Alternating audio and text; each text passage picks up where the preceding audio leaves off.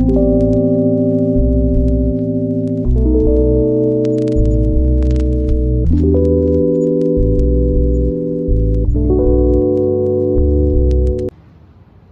apa itu pemungut pajak?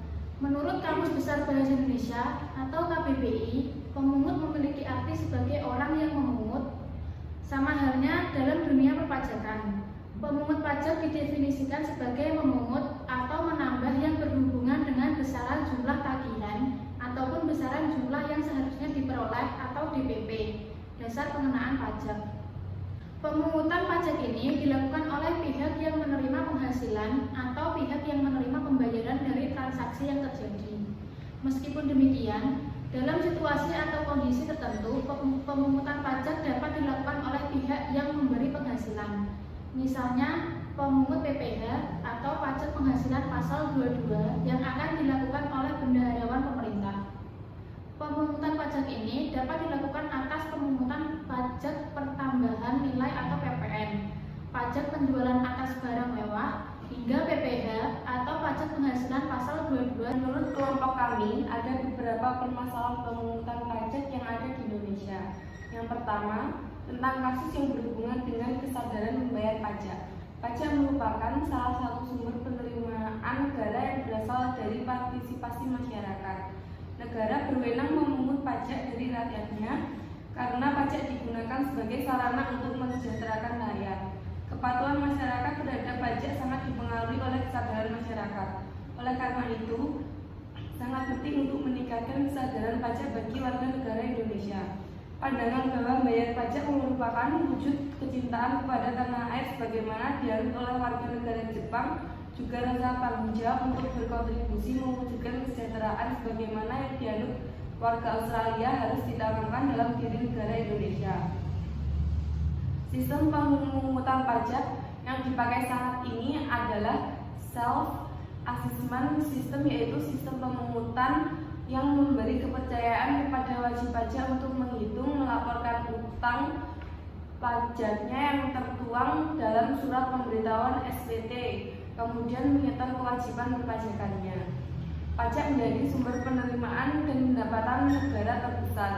Hal ini ditunjukkan oleh besarnya kontribusi sektor pajak terhadap penerimaan negara pada tahun 2016, yaitu sebesar 74,6% dari total pendapatan negara. Bahkan pada APBN tahun 2018, pajak menjadi penyumbang pendapatan negara sebesar 85%. Selanjutnya ada pajak dan pembangunan. Peran pajak dalam meningkatkan pembangunan di berbagai sektor kehidupan tentu tidak dapat dipungkiri. Namun, tidak banyak rakyat yang menyadari hal tersebut. Hal ini dikarenakan manfaat pembayaran pajak tidak langsung diterima. Namun, tidak bisa dipungkiri bahwa saat ini hampir seluruh rakyat Indonesia telah memperoleh manfaat pajak. Pelayanan kesehatan gratis, pendidikan gratis dan berkualitas, akses transportasi dan mobilitas yang mudah melalui pembangunan infrastruktur jalan yang mendorong perekonomian adalah sekumpulan manfaat pajak. Selanjutnya ada kepatuhan pajak rendah. Sampai saat ini dapat dilihat bahwa kepatuhan membayar pajak oleh wajib pajak masih rendah, sebagaimana disampaikan Direktur Penyuluhan, Pelayanan dan Hubungan Masyarakat Ditjen Pajak Hestu Yoga bahwa kepatuhan pajak masyarakat Indonesia dapat dilihat dari tingkat tax ratio yang masih 10,3%. Kepatuhan masyarakat terhadap pajak sangat dipengaruhi oleh kesadaran masyarakatnya. Oleh karena itu sangat penting untuk meningkatkan kesadaran pajak bagi warga negara Indonesia. Pandangan bahwa membayar pajak merupakan wujud kecintaan kepada tanah air sebagaimana dianut oleh warga Jepang, juga rasa tanggung jawab untuk berkontribusi mewujudkan kesejahteraan sebagaimana yang dianut warga Australia harus ditanamkan dalam diri warga negara Indonesia. Selanjutnya, bonus demografi pajak. Sejalan dengan tujuan meningkatnya kesadaran pajak, maka keberadaan generasi muda yang akrab disapa dengan generasi milenial menjadi sangat penting untuk mendukung tujuan tersebut. Sebagaimana data menunjukkan bahwa pada tahun 2045 Indonesia mengalami bonus demografi, yaitu penduduk usia produktif mencapai angka mayoritas di Indonesia. Bonus demografi yang dipenuhi oleh generasi milenial ini harus dioptimalkan untuk mendukung budaya sadar pajak yang diharapkan dapat menciptakan wajib pajak yang patuh pajak. Faktanya, saat ini Indonesia tengah menerapkan kebijakan pengelolaan keuangan defisit, artinya pengeluaran lebih besar daripada pemasukan yang didapatkan. Secara lebih sederhana, Indonesia tidak memiliki cukup uang untuk menjalankan roda kehidupannya. Maka pemerintah terpaksa harus meminjam uang baik dalam negeri maupun luar negeri. Melakukan pengelolaan utang dengan penuh hati-hati merupakan pilihan yang terbaik dalam melanjutkan kesinambungan pembangunan sebuah negara dalam rangka memperbaiki dan memajukan negara. Yang kedua, tentang kasus suap pajak di tengah pandemi. Kasus pajak ini terjadi di tengah pandemi. Munculnya kasus ini dinilainya menjadi ironi karena seharusnya antara otoritas pajak dan wajib pajak sama-sama memiliki kesadaran. Kesadaran yang dimaksud yaitu kesadaran bahwa pajak itu sudah memenuhi 4 prinsip. Dimulai dari prinsip keadilan, yaitu pengenaan pajak secara umum serta sesuai dengan kemampuan wajib pajak. Kemudian, prinsip kepastian di mana pemungutan pajak harus dilakukan dengan tegas, jelas, dan terdapat kepastian dan jaminan hukum. Prinsip kepastian tersebut seharusnya mampu memberikan kemudahan bagi wajib pajak mengenai objek pengenaan pajak, besaran pajak, atau dasar pengenaan pajak.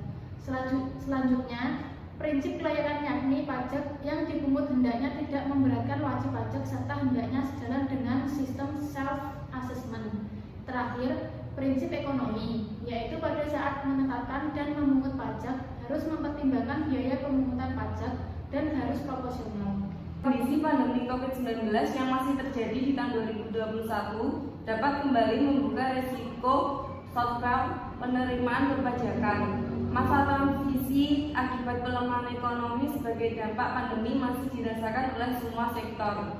Sementara kebijakan insentif perpajakan juga masih menjadi salah satu aspek penyumbang potensi shortfall di tahun ini. Walaupun di sisi lain insentif yang diberikan pemerintah sebagai berkelanjutan dari program insentif wajib pajak terdampak pandemi COVID-19 pasti menjadi hal yang sangat ditunggu dan menggembirakan bagi wajib pajak. Pemerintah perlu mengkaji lebih dalam terkait pemberian insentif di masa pandemi. Pemerintah berdorong serius membuat skala prioritas dan meminimalkan resiko kerugian karena saat insentif pajak diberikan artinya ada potensi penerimaan negara yang hilang. Pemerintah juga harus menjunjung tinggi keadilan atau equity, mengingat semua wajib pajak di semua sektor sangat terdampak pandemi COVID-19, tetapi tidak semuanya bisa mendapatkan insentif. Pemerintah juga melakukan evaluasi kebijakan insentif perpajakan yang telah dilaksanakan. Jangan sampai kebijakan insentif pajak menjadi inefisiensi dan inefektivitas dengan narasi yang bagus, tapi tidak tepat sasaran.